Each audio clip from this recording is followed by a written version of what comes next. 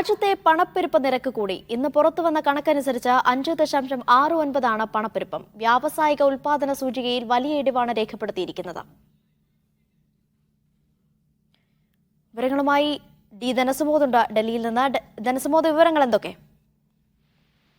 ഈ രാജ്യം സാമ്പത്തികമായി കുതിച്ചുയർന്നു എന്ന പ്രചരണം തകൃതിയായി നടക്കുമ്പോൾ തന്നെ മറിച്ചുള്ള കണക്കുകളാണ് അനീഷ ഇപ്പോൾ പുറത്തു വന്നുകൊണ്ടിരിക്കുന്നത്.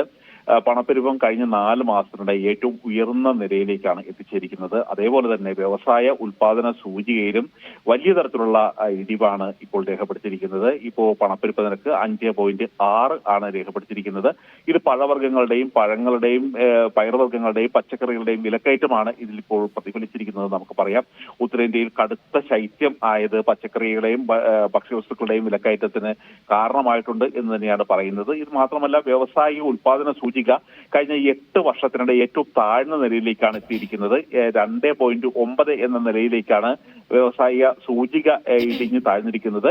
മാത്രമല്ല, വിലക്കയറ്റം പിടിച്ചു നിർത്താൻ ഇതുവരെ റിസർവ് ബാങ്ക് സ്വീകരിച്ചിരിക്കുന്ന നടപടികളെല്ലാം അസ്ഥാനത്താക്കിക്കൊണ്ടാണ് ഈ വലിയ തരത്തിലുള്ള ഒരു ഇടിവ് ഇപ്പോൾ രേഖപ്പെടുത്തിയിരിക്കുന്നത്.